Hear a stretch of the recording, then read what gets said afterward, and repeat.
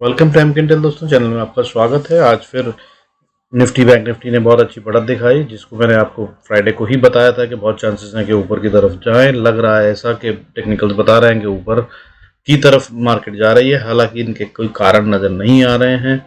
और अभी भी मैं वही कह रहा हूं कि मार्केट कल फिर लग रहा है कि ऊपर जाएगी as per technicals and the clues जो भी मिल रहे हैं ग्लोबल से या बाकी की चीज़ों से, तो लग रहा है कि कल भी ये बढ़त दिखा सकती है। हालांकि मैं फिर से दोहरा रहा हूँ, ओवरऑल ट्रेंड बियरिश है। Be careful and cautious. आगे एफआईज के डेटा के अंदर मैं आपको बताऊंगा कि जब बाइंग डीआईएस नहीं कर रहे हैं तो वो कौन है जो कर रहा है। वो रिटेल और हम और आप हैं। इसकी वजह से मार्केट आज बढ़ रही है। ये शायद ट्रैप हो सकता है, सेल ऑफ हो रखा है, क्योंकि अगर बढ़ना है मार्केट को तो अगर एफआईआईज बेच रहे हैं तो डीआईएस को अच्छे से खरीदना होगा, और डीआईएस खरीद नहीं रहे हैं उस रफ्तार से। और फिर भी डीआईएस अगर खरीद रहे हैं तो आप उसको कॉपी ना करें, क्योंकि उनके प्लान्स बहुत लंबे होते हैं, बहुत बड़े होते हैं। आप 2 महीने अगर मार्केट नहीं उठी तो फंस जाएंगे, आपको पैसे निकालने में मुश्किल होगी। लेकिन डीआईएस ऐसा नहीं सोचते, वो 2 साल 5 साल की गेम बनाते हैं, और आगे कब वो एवरेज करेंगे उनके पास वो प्लान भी रेडी होता है, और कितना पैसा लगाएंगे वो सब होता है। तो be cautious and careful. Further आपको आगे ले चलते हैं, देखते हैं आज की वीडियो में क्या क्या है। Before we move on to the video, I request you to please go through the disclaimer. I am not a SEBI registered analyst. आज की टॉप न्यूज़ जैसे मैंने बता दिया, यूएस मार्केट्स आज बंद थी, इसलिए आज की रैली को मैं बहुत ज़्यादा इंपॉर्टेंस नहीं दे रहा हूं, लेकिन टेक्निकल्स बहुत स्ट्रांग बने हुए हैं, हो सकता है कल फिर कंटिन्यू करें। फर्दर अगर हम बात करें कि यूएसए से एक बड़ी खबर जो आ रही है उसका क्या असर हो सकता है, तो वो खबर ये है पहले तो कि शायद यूएस जो है वो चाइनीज़ टेरिफ्स पे कट डाउन करेगा। यानी कि अगर हम कोरोना से पहले की बात करें तो सबसे बड़ा मुद्दा जो चल रहा था दुनिया में वो था यूएसए और चाइना के बीच में ट्रेड वॉर चल रही थी। कह रहे थे उसके तहत में बहुत सारे सैंक्शंस उन पर भी लगे थे, बहुत सारे टैरिफ्स और चार्जेस लगे थे, जिसके तहत में उनका इंपोर्ट करना, अमेरिका में चाइनीज़ गुड्स को इंपोर्ट करना महंगा हो गया था, और चाइना के लिए चीज़ों को बाहर बेचना महंगा हो गया था, तो प्रॉफिटेबिलिटी कम हो गई थी इसकी वजह से। तो ये मगर अभी बात चल रही है कि इसे हटाया जाएगा और कम किया जाएगा। और क्यों नहीं किया जाएगा? अगर अमेरिका को रशिया से आमने सामने तो नहीं, बट अगर जिस भी तरह से लड़ रहा है यूक्रेन के साथ में, तो वो अगर करना है उसको कंटिन्यू, तो then they have to have that done at the earliest possible. Because अगर ये नहीं करा तो जिस तरह से रिसेशन की बात हो रही है वो बहुत जल्दी सामने आ जाएगा। महंगाई तो बढ़ी रही है, inflation has already broken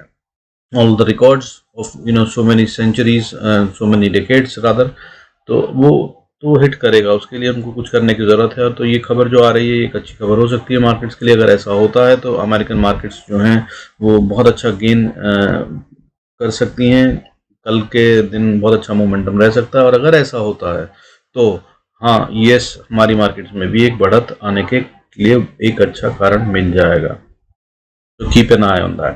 further आज पंजाब में आप गवर्नमेंट ने अनाउंस कर दिया है 300 units of free electricity to every household from 1 July, यानी कि 1 जुलाई से उनको 300 यूनिट हर घर को फ्री मिलेगी। फर्दर जो मैं आपको कह रहा था, देखिए एफआईआईज ने आज बेचा क्या है, 2149 2149.56 करोड़ का माल बेचा। उसके अगेंस्ट में डीआईएस ने क्या खरीदा, 1688.39 करोड़। तो ये जो डेफिसिट है लगभग 450-500 करोड़ का, ये कहाँ गया? मतलब किसी ने तो खरीदा, मार्केट ऊपर है आज, राइट? जब डीआईएस कम खरीद रहे हैं और एफआईआईएस ज्यादा बेच रहे हैं तो मार्केट क्यों उठ रही है यार? कैसे उठ रही है बॉस? वो ये मैं और आप हैं जिन्होंने ये 500-600 करोड़ का, यानी कि रिटेल ने खरीदा है। और जब ये ऐसा होता है तो ये ट्रैप होता है इसका मतलब, क्योंकि अगर मार्केट को सच में बहुत तेजी से ऊपर बढ़ना है तो एफआईआईज क्यों बेचेंगे? चलिए, एफआईआईज तो नाराज हैं इंडियन गवर्नमेंट से और वो बाहर जाना चाहते हैं तो बेच रहे हैं, ठीक है, समझ में आ गया। तो डीआईआईज क्यों नहीं खरीद रहे? डीआईआईज को भी खरीदना चाहिए दोस्तों, वो नहीं खरीद रहे हैं। प्लीज कीप एन आई, सावधान रहिए। और इसी नंबर्स के साथ अगर आपको मैं मंथली फिगर बताऊं तो देखिए, जुलाई के अंदर अभी तक एफआईआईज बेच चुके हैं 4474 करोड़ का, 4474 करोड़ का। उसके अगेंस्ट में डीआईएस ने लगभग 3000 करोड़ की बाइंग करी है। फिर से वो डेफिसिट क्यों है ये? क्या डीआईएस को नहीं पता कि मार्केट बढ़ने वाली है तो वो ज्यादा खरीदें? अगर एफआईआईज बेच रहे हैं तो ये तो मौका है, बट ऐसा नहीं हो रहा। सालाना की बात करते हैं तो सालाना भी यही है। अगर हम 2022 में बोलें तो 2,87,879 करोड़ का माल बेच चुके हैं, और डीआईएस ने खरीदा क्या है, 2,34,965 करोड़ का। हालांकि ये बहुत बड़ा फिगर है। डीआईएस जो एनुअली अगर बोलूँ तो 3 गुना खरीद चुके हैं अपने पिछले साल की, लगभग 3 गुना नहीं तो 2.5 गुना पिछले साल की, पूरे साल की 12 महीने की खरीद से ज़्यादा है उनकी। तो उनको मार्केट संभालनी है, ये बात तो तय है। तो वो इसलिए गिरने नहीं दे रहे हैं, जो मैं कई दिन से कह रहा हूँ। DIS गिरने नहीं देंगे, FIS बढ़ने नहीं देंगे, वो तो हो रहा है। लेकिन क्या रिटेल को खरीदते रहना चाहिए, पता नहीं मुझे। मेरे हिसाब से ये टाइम पोर्टफोलियो बनाने का तो नहीं है, जिस तरह के खतरे ओवरऑल इन द वर्ल्ड फैले हुए हैं। हाउएवर कहते हैं जब ये डर का समय होता है, यही सबसे बढ़िया समय भी होता है बाइंग का। इसलिए मैंने कल के वीडियो में बताया था, आज फिर कह रहा हूँ, डू अ SIP। हर महीने बहुत अच्छे वाले शेयर्स को 2-2, 1-1 करके, 4-4 करके ऐड करते जाइए, जिन्हें आप बेचने के हिसाब से ना खरीदें, सिर्फ पोर्टफोलियो बनाने के हिसाब से खरीदें। तो that will be the right strategy, and yes, वो किया जाना चाहिए, वो बिल्कुल सही समय है। तो दोनों स्टेटमेंट्स को मिक्स ना कीजिएगा, सावधानी से कीजिएगा। Those who want to buy for the long term portfolio building, yes, this is the time when they should start buying. उनको अभी थोड़ा थोड़ा थोड़ा करके खरीदना चाहिए, जो बहुत लंबे समय की इन्वेस्टमेंट चाहते हैं। और थोड़ा थोड़ा खरीदना चाहिए, गौर फरमाइएगा, मैं कह रहा हूँ। एक एक, दो दो और स्ट्रॉन्ग शेयर खरीदने चाहिए, मैं फिर से कह रहा हूँ, ठीक है, नज़र रखिएगा। लेकिन बहुत ज़्यादा एक साथ एक ही बार में खरीद कर सोचेंगे आप 1 महीने 2 महीने में प्रॉफिट आ जाएगा, ऐसे लोग सावधान रहें और दूर रहें। बेटर होगा कि आप ट्रेडिंग करें, आज खरीदा कल बेचा, सुबह खरीदा शाम को बेचा, that will be a better way to make money in this market. आइए आगे देख लेते हैं आज मार्केट में क्या हुआ। तो निफ्टी और बैंक निफ्टी को अगर हम बात करें, या निफ्टी मार्केट्स की ओवरऑल बात करें, तो आज जो थे टोटल 1220 शेयर बढ़ रहे थे, 1220 शेयर्स बढ़ रहे थे, against the fall of 731 share. 731 share गिर रहे थे। अब उसमें बढ़ने वाले शेयरों में जो थे, आज FMCG सेक्टर्स की बात करें तो FMCG sector, bank sector, financial services sector, अच्छा, मिड कैप और स्मॉल कैप में भी अच्छी खासी आज बढ़त थी, ग्रीन में थे। ये एक अच्छा साइन होता है इस बात को कंफर्म करने के लिए कि ये जो बढ़त है वो असली है कि नहीं, क्योंकि वरना मिड कैप और स्मॉल कैप में कहते हैं सबसे आखिरी पे बढ़त आती है, जो कि सच भी है। तो आज जो था वो वाले शेयर नहीं बढ़ रहे थे जो निफ्टी की वैल्यूएशन पे बहुत ज़्यादा असर डालते हैं, जैसे कि ITC हो गया, बढ़ा आज। ये तो बहुत अच्छा इंपॉर्टेंट लेवल है, इन उसका जो कंट्रीब्यूशन इन निफ्टी है बहुत अच्छा है। तो इसको बढ़ने से निफ्टी को बहुत फायदा हुआ। आज 2.66% बढ़ा, ये फ्राइडे को भी 4% के करीब बढ़ा था, 3.97। रिलायंस फ्राइडे को 7.5%, 7% ज़्यादा टूटा था, आज वो टूटा नहीं, यही बहुत बड़ी बात है। 0.21% गेन के साथ बंद हुआ। इन्फोसिस 0.58% के गेन के साथ हुआ। ICICI बैंक बिग कंट्रीब्यूटर इन निफ्टी वैल्यूएशन, HDFC बैंक, ये दोनों भी बढ़े। ICICI बैंक 2.3% बढ़ा, HDFC बैंक फ्लैटिश ही रहा, 0.14%, मतलब रेट में नहीं आया। IDFC फर्स्ट बैंक ने आज कमाल करा, 5.58% बढ़ा है भाई साहब, लगभग 5.5% से ज़्यादा बढ़ा है। गुजरात गैस 4.87% बढ़ा, सीमेंस 4.75, IDFC रेगुलर, एस्त्रा, Torrent, Escorts Kubota, HUL, Godrej consumer, ये सब लगभग 4-4% बढ़े हैं आज शेयर। तो इस तरह से निफ्टी आज ग्रीन में बंद हुआ। हालांकि जो दूसरे शेयर्स थे कुछ जो कि नहीं बढ़े, वो हमारे लिए ONGC, आज मेटल सेक्टर में आज गिरावट थी, और एनर्जी सेक्टर में और IT सेक्टर में गिरने वाले में, तो उसमें ONGC आज 3.85% गिरा। TCS जो है वो भी अच्छा खासा गिरा है, 2.41%। और अगर हम बात करें कि उसके अलावा तो स्टील सेक्टर में हमारी गिरावट थी, तो टाटा स्टील, JSW स्टील, ये सब शेयर जो थे ये गिरने वाले शेयरों में थे, जिसकी वजह से आज मेटल सेक्टर में बहुत बड़ी गिरावट थी। बाकी अगर हम अदरवाइज बात करें तो जो दूसरे शेयर थे गिरने वाले, वो TCS एक बड़ा कंट्रीब्यूटर है, जैसा कि मैंने बताया आपको, उसकी वजह से मार्केट में थोड़ा सा हिट रहा। TVS मोटर गिरा, सिप्ला गिरा, सिप्ला 2% से ज़्यादा गिरा है आज। और Glenmark pharma, Vodafone idea, persistent, GMR infra, Mahindra and Mahindra, ये सब गिरने वाले शेयर थे। इनकी वजह से मतलब मार्केट बैलेंस थी काइंड ऑफ, फिर भी मगर आज ग्रीन में बंद हुआ हम 83 पॉइंट, सॉरी। अब ये जो टोटल में दिखा रहा है मुझे, वो ये दिखा रहा है कि हम इस समय खतरनाक स्थिति में हैं, क्योंकि हम बिल्कुल बॉर्डर लाइन पे हैं। मैंने जो आपको लेवल बता रखे हैं वो बैंक निफ्टी के लिए 34,000 जब तक पार ना हो खरीदारी नहीं बनती है, और 15,850 जिस पे खरीदारी नहीं बनती है, उससे नीचे हम वीक है निफ्टी में। अब अगर बात करें तो बंद कहाँ हुआ है, देखिए 15,850 में बता रहा हूँ, इतने दिन से रोज बता रहा हूँ, कोई सा वीडियो उठा के देख लीजिए, आज भी वो ब्रेक नहीं हुआ है, हम क्लोज हुए 15,835 पे। 850 से ही नीचे घूमा है। तो कल ये क्या गैप अप देकर चला जाएगा? मैंने ये भी बताया था कि इसको अगर पार होना है तो बड़ा सा गैप अप देना चाहिए, तभी पार होगा, या फिर एक बहुत बड़ी सी कैंडल से। तो अब बाकी सब पॉसिबिलिटीज को छोड़ते हुए कल अगर गैप अप हो जाता है और 15,850 के ऊपर 1 घंटा ट्रेड कर लेता है तो फिर मान लीजिएगा कि हम 16,000 और 16,200 की तरफ बढ़ रहे हैं। पहले 16,000 आएगा, फिर 16,200 की तरफ बढ़ रहे हैं, और नहीं तो ये यहीं से घूमेगा। देख लीजिएगा, सुबह ही मालूम पड़ जाएगा कि क्या कर रहा है। तो नजर रखिएगा 15,850 निफ्टी पर।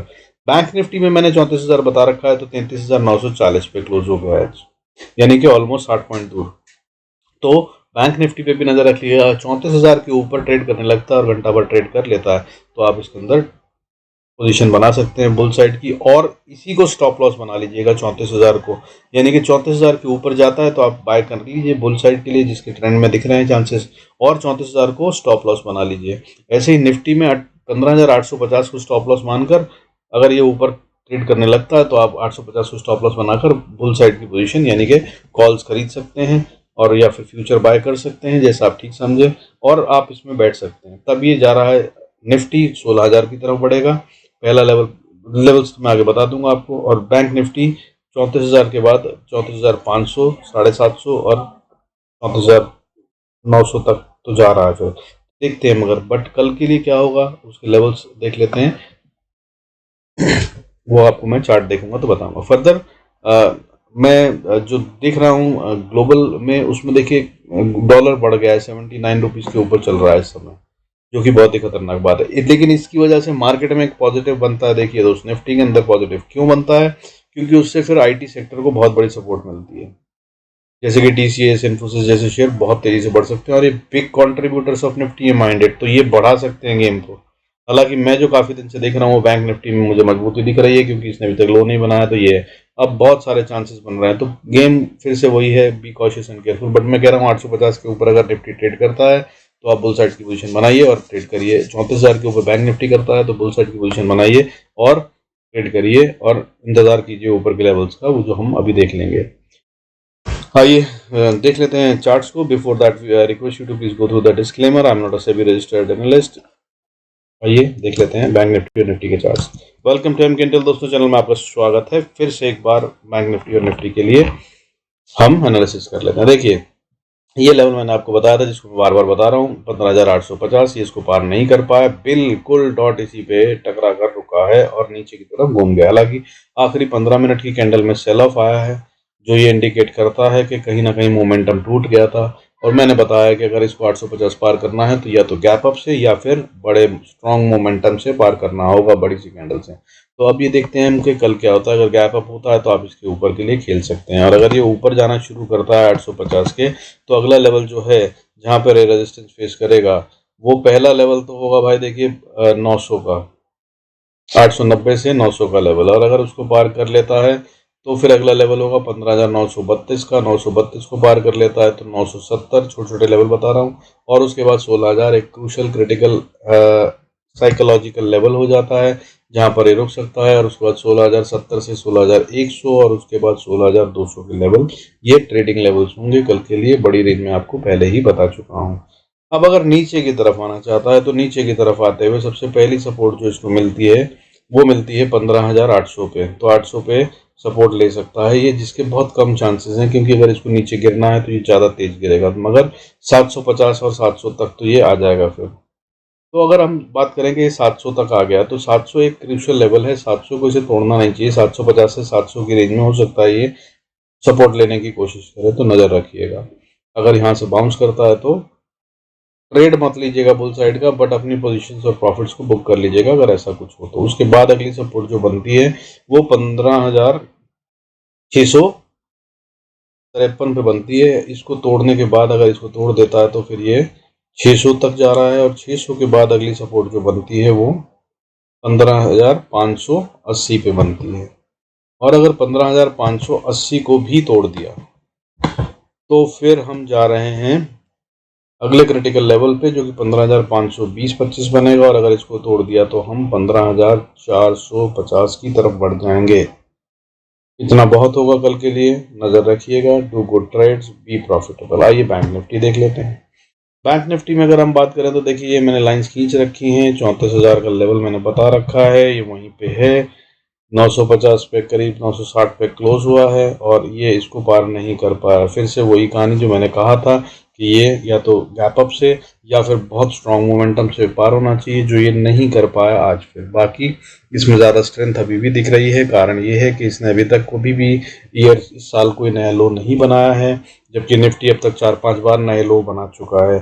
तो जो निफ्टी में है वो lower highs and lower lows का ट्रेंड चालू हो चुका है। हालांकि बैंक निफ्टी में ये अभी भी नहीं हुआ है, ये जाता है नीचे, तो अब इसने ऊपर से तोड़ दिया। हालांकि इसमें भी एक ट्रेंड चल रहा था जो लोअर लोज का यहाँ पे बन रहा था। अगर आप देखें तो मैं आपको दिखाता हूँ। देखिए अगर हम बात करें, मैं एक लाइन खींचता हूँ तो ये आपको दिखेगा कि लोअर लोज चल रहे थे, लेकिन इसने उसको ब्रीच कर दिया और उसके बाद वहां से ये जैसे ही इसने तोड़ा तो इसका जो वीकनेस वाला ट्रेंड है वो खत्म हो चुका है। ये देखिए ये यहाँ से अगर हम बात करें तो ये लगभग लोअर लोज चल रहे थे हर बार। अगर बात करें तो ये कुछ ऐसा चल रहा था। जब इसने पहले यहाँ से गिरावट शुरू करी, फिर वापस थोड़ा ऊपर गया, फिर नीचे आया, फिर उससे पहले वाले ऊपर से नीचे गया, फिर और नीचे आया, और फिर पहले वाले ऊपर से थोड़ा सा नीचे इसने ऊपर बनाया, हाई बनाया, फिर इसने पिछले हाई से लोअर हाई बनाया और ऐसे कर रहा था। लेकिन ये वाली बढ़त में इसने पिछले वाले हाइस को तोड़ दिया है और पिछले वाले 3 लोअर हाइस को ये पार कर कर अब ये ऑलमोस्ट टॉप वाले हाई पे है।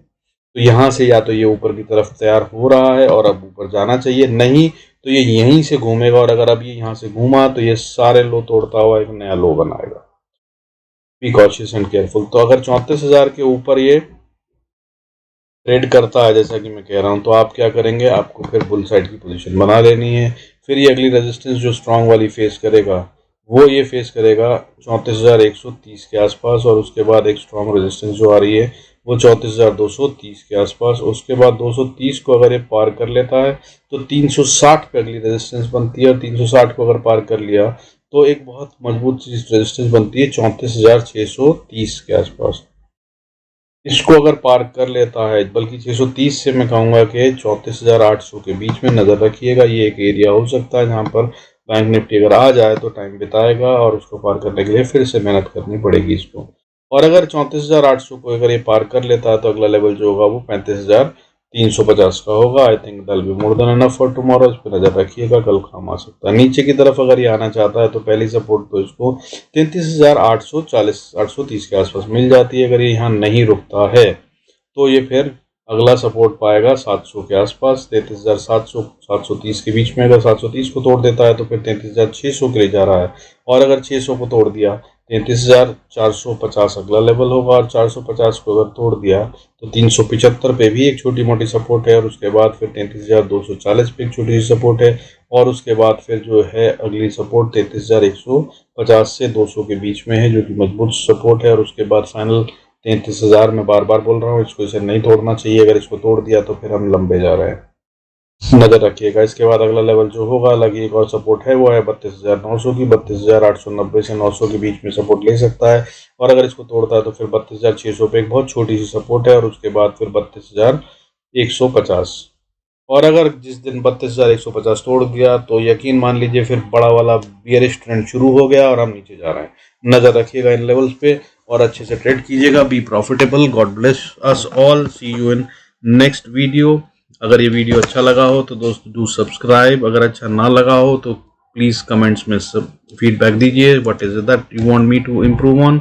आई will try and do that. Thank you so much. God bless us all. See you next video.